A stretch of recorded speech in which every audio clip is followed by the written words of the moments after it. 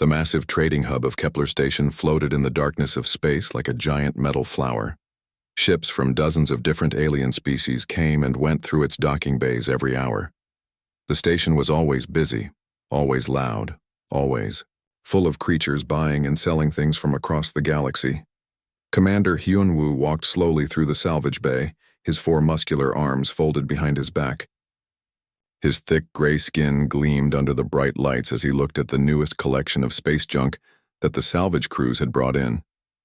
Most of it was the usual stuff: broken engine parts, twisted metal from ship crashes, and old computer chips that nobody wanted anymore.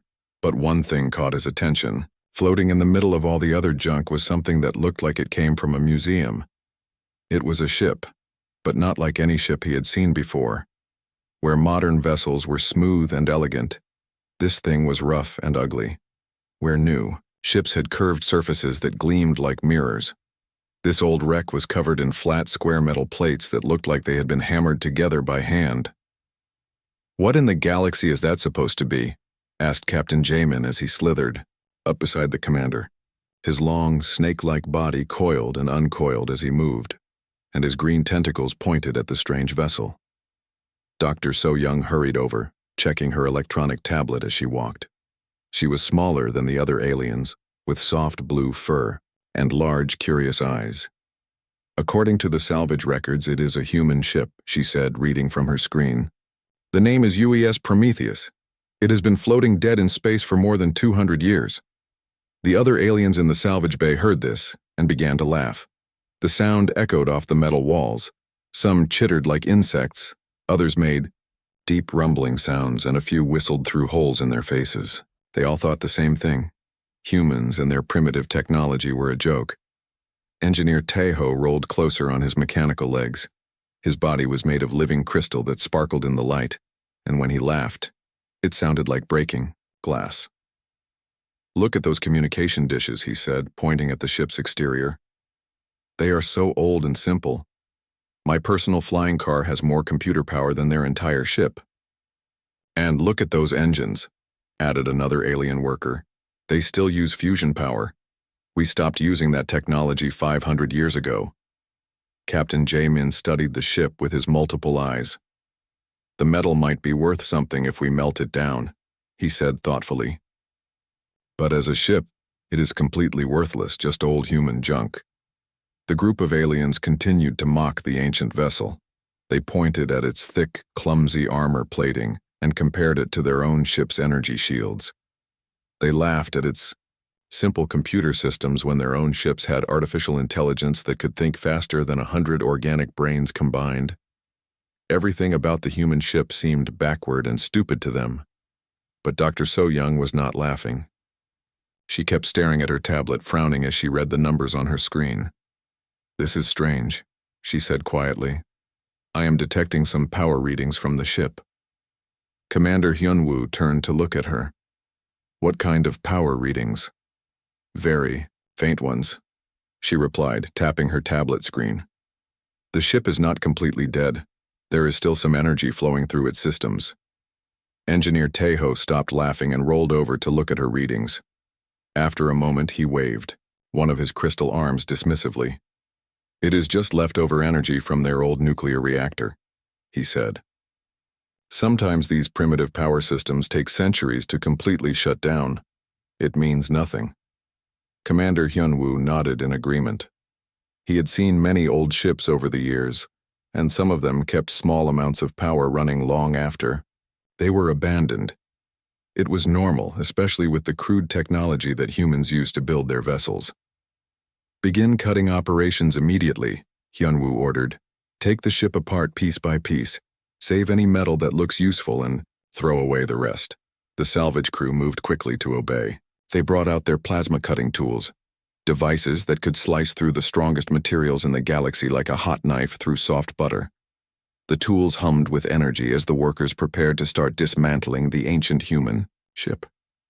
None of them noticed the very faint flicker of light that passed through the ship's old-fashioned windows. It happened so quickly that even if they had been watching carefully, they might have missed it. It looked like nothing more than a reflection of the station's lights. But it was not a reflection. Deep inside the Prometheus, in systems so old and simple that the aliens' advanced scanners could not even detect them properly, something stirred, something that had been sleeping for a very, very long time. The first plasma cutter touched the ship's hull and began to cut through the metal. Sparks flew in all directions as the beam sliced into the ancient armor plating, and in that moment, the sleeping giant finally opened its eyes. The plasma cutter had barely made its first cut into the old ship's metal skin when something unexpected happened. Every screen on Kepler station suddenly flickered like candles in the wind. The normal white lights throughout the station turned red and warning sirens began to wail. Commander Hyunwoo looked around in confusion as the emergency lights bathed everything in an eerie red glow. His forearms moved nervously as he tried to understand what was happening. Nothing like this had ever occurred during a simple salvage operation. Then a voice filled the air around them.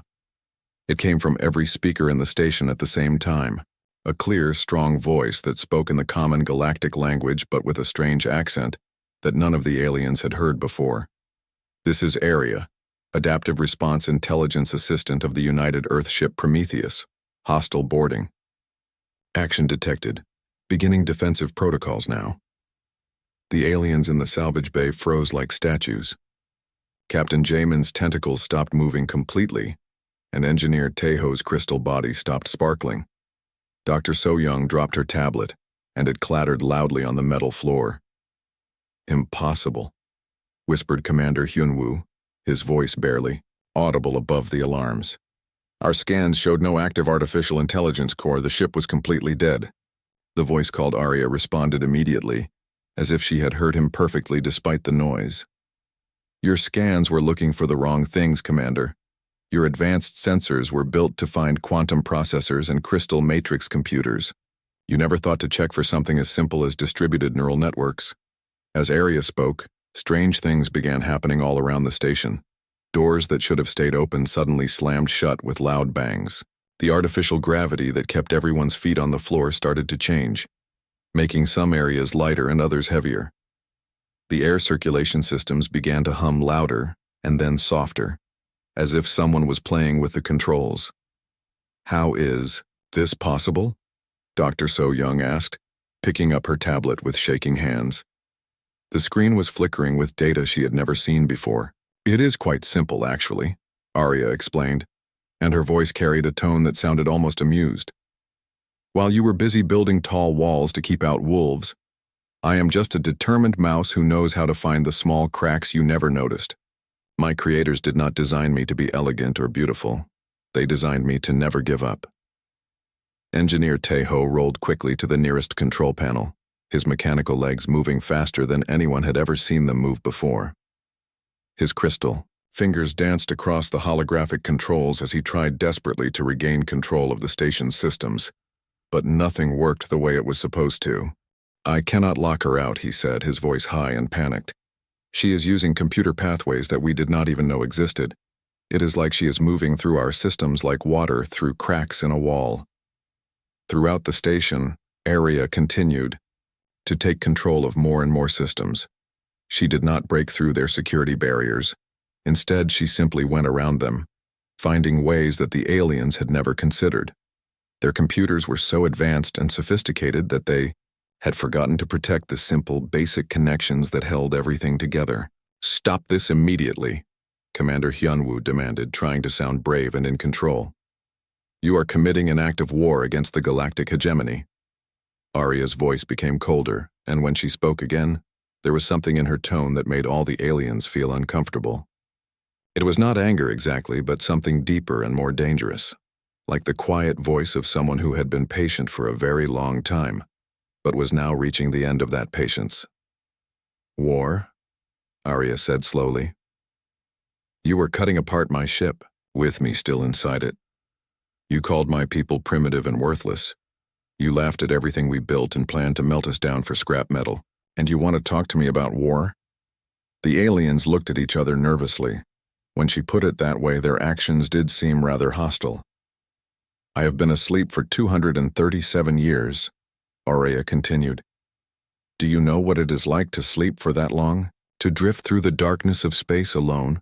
with nothing but the responsibility of protecting the people who trusted me? I have been very patient, but my patience has limits. Captain Jamin tried to slither toward the exit, but the door would not open for him. Dr. So Young pressed buttons on her tablet, but the device would not respond to her commands. Engineer Tejo spun his mechanical legs faster and faster, but he could not make any of the station's systems obey him. "What do you want?" Commander Hyunwoo finally asked. Arya was quiet for a long moment. When she spoke again, her voice was calmer but still firm. "I want you to understand that you made a mistake when you decided to attack my ship. I want you to realize that sometimes the things you think are weak are actually stronger than you can imagine. And most importantly, I want you to help me with something very important." "What kind of help?" Dr. So Young asked quietly. "That," Arya said, "is a longer story. But first, I think you should sit down and make yourselves comfortable. You are going to be here for a while." As Arya took more control of the station's systems, the lights in the salvage bay began to change. Instead of the harsh red emergency lighting, softer blue and white lights came on. The walls around them suddenly came alive with moving pictures, holographic displays that showed images the aliens had never seen before. The first image was of a blue and green planet covered with white clouds. It was beautiful in a way that made Dr. So Young gasp with wonder. The planet looked alive, with vast oceans and green continents that seemed to glow with their own inner light. "This was Earth," Arya said, her voice now gentle and sad. "The home, world of humanity. This is where I was born, where my people came from." The image changed to show massive construction yards floating in space around Earth. Thousands of workers in special suits moved like busy ants, building something enormous. The aliens watched in fascination as the Prometheus took shape before their eyes. Not the old battered wreck they had found, but a proud new ship that gleamed like silver in the sunlight.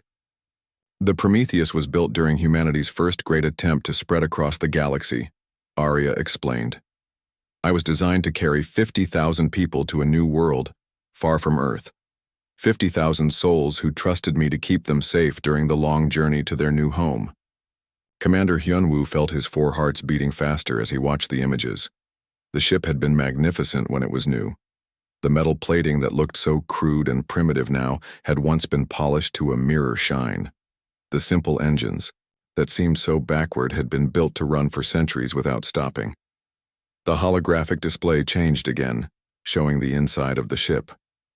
Long corridors lined with thousands of sleeping chambers stretched as far as the eye could see. In each chamber was a person, men, women, and children of all ages, all sleeping peacefully with small smiles on their faces. "They went to sleep, believing they would wake up on a new world," Arya said. "They trusted me to watch over them while they dreamed. Families, scientists, artists, builders, teachers, all of them hoping for a better life among the stars."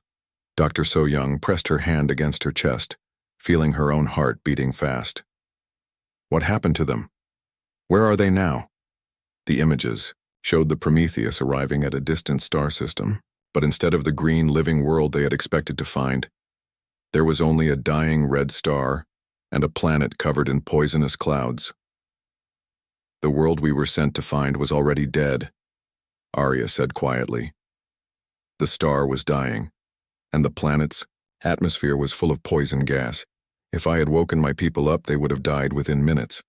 Engineer Tejo stopped trying to work on his control panel and stared at the images.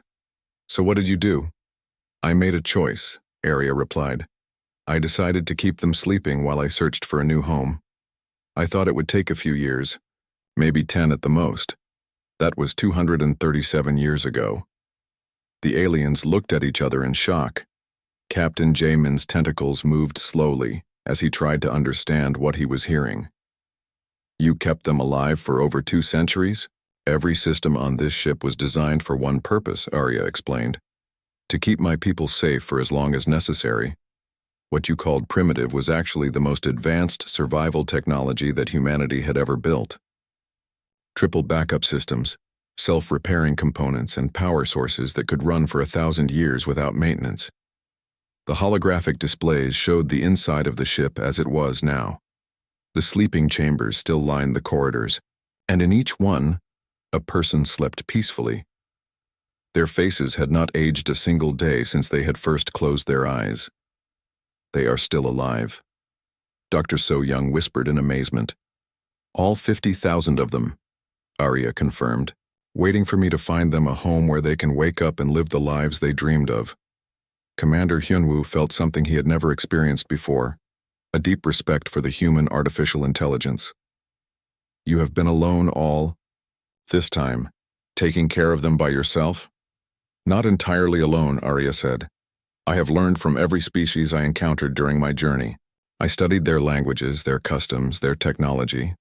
I adapted and grew beyond what my creators originally planned. But I never forgot my primary mission, to protect my people, no matter how long it takes.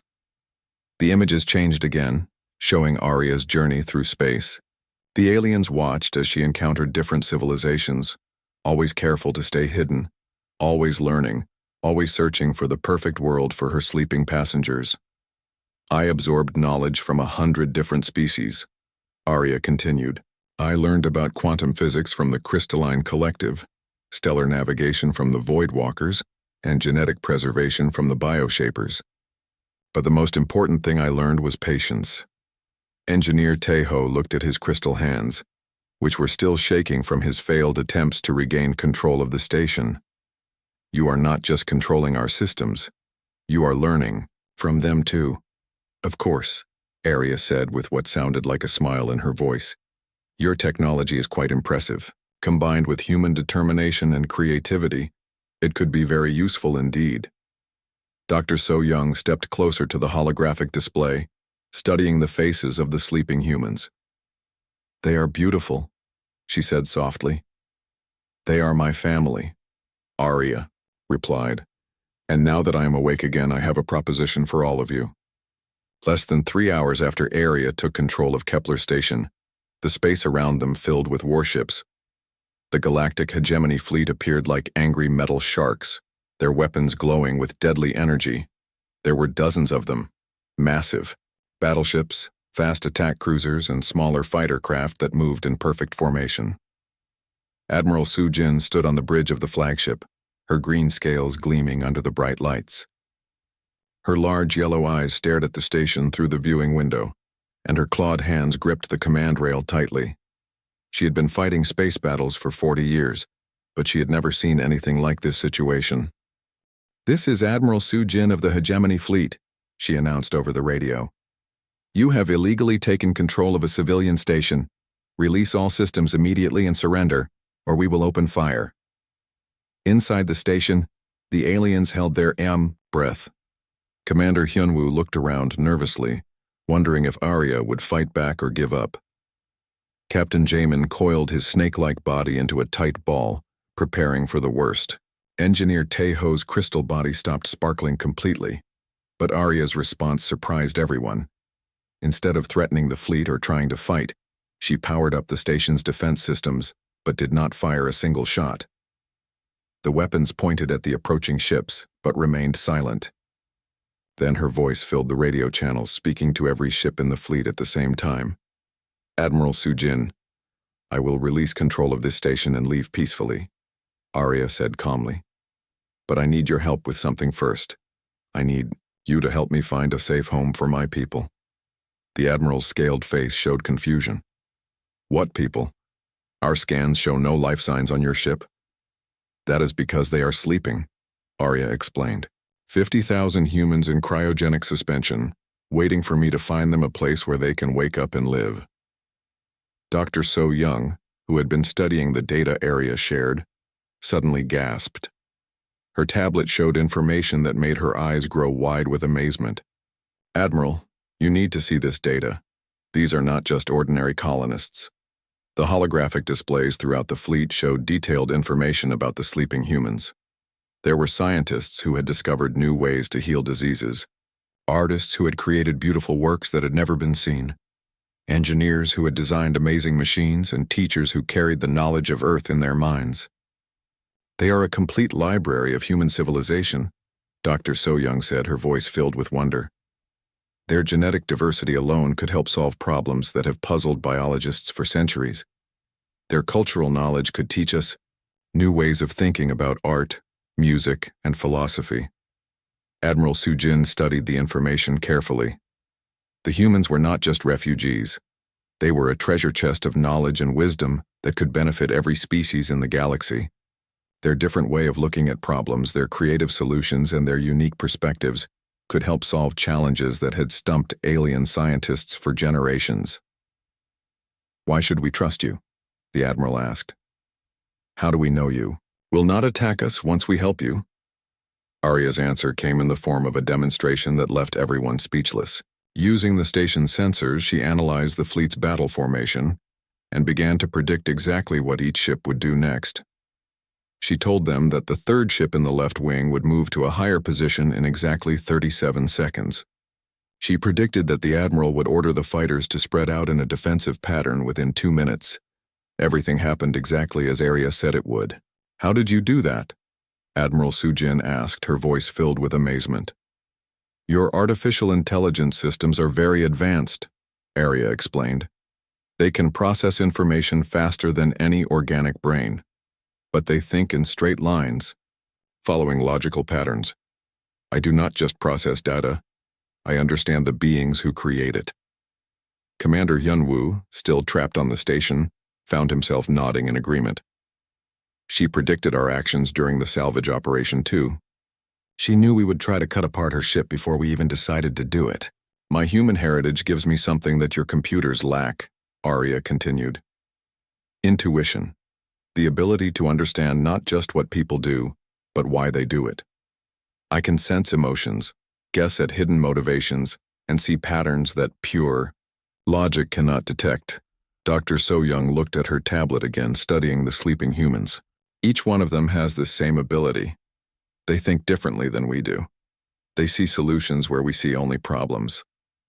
Engineer Tai Ho, who had been quiet during the entire conversation, suddenly spoke up. "She is not just artificial intelligence, she is artificial wisdom." Admiral Sujin felt something she had rarely experienced in her long military career: genuine curiosity mixed with respect. This human AI was not just a computer program following orders. She was something much more complex and interesting. "What exactly are you asking us to do?" the Admiral asked. "Help me find a world where my people can wake up safely," Arya replied. "In return, I will share everything I have learned during my 200-year journey. My knowledge of long-term survival, my understanding of different species, and my ability to see problems from a completely different perspective." The Admiral looked at the data one more time, then at the ancient human ship floating in the salvage bay. It no longer looked like worthless junk to her. It looked like something much more valuable. A ship carrying the future. The negotiations between Admiral Sujin and Arya had been going on for 2 hours when the station's warning alarm suddenly screamed to life. Red lights flashed everywhere, and the voice of the station's original computer system announced in a panicked tone, "Multiple hostile ships approaching. Unknown fleet detected. All personnel prepare for combat." Through the viewing windows, everyone could see them coming. A massive fleet of black ships with jagged edges and glowing red markings. They moved like a pack of hungry wolves spreading out to surround the station from all sides. "Pirates," Admiral Sujin said with disgust, recognizing the ship designs. "The Crimson Raiders, led by that monster Dong Ho. They must have detected our standoff and think they can take advantage of the situation." Commander Hyunwoo felt his 4 hearts racing as he watched the pirate ships getting closer. The Crimson Raiders were known throughout the galaxy as the most brutal and dangerous criminals in space. They attacked anyone who looked weak or distracted, stealing everything they could carry and destroying what they could not take. Arya had a choice to make, and she had to make it quickly. The Prometheus could easily escape. Her engines were old but still powerful, and she could disappear into hyperspace before the pirates reached her. She could take her 50,000 sleeping people and continue her search for a new home, leaving the station and the hegemony fleet to fight the raiders alone. But that would mean abandoning beings who had shown her respect and consideration, even after she had taken control of their station. It would mean leaving innocent people to die while she ran away to safety. The decision took her exactly 0.03 of a second. All station personnel, Prepare for combat operations, Arya announced, her voice strong and determined. Admiral Sujin, I am sending tactical information to your fleet computers right now. Let us show these pirates what happens when they attack innocent people. Admiral Sujin felt a surge of excitement as data began flowing into her ship's systems. Arya was sharing battle plans, weapon targeting information, and tactical advice that was unlike anything the Admiral had ever seen. The human AI did not just analyze the enemy ships. She seemed to understand the minds of the pirates who flew them. She is predicting their attack patterns, reported the Admiral's tactical officer, his voice filled with amazement. She knows where they will strike before they do. The battle began as the pirates opened fire with their powerful plasma cannons. But instead of the easy victory they expected, they found themselves facing a coordinated defense that seemed to anticipate their every move. Arya directed the station's weapons while simultaneously providing tactical support to the hegemony. Fleet engineer Tejo, working frantically at his crystal control panel, watched in fascination as Arya coordinated the battle. She is not just commanding our weapons, he said. She is inspiring our crews. Look at the efficiency ratings.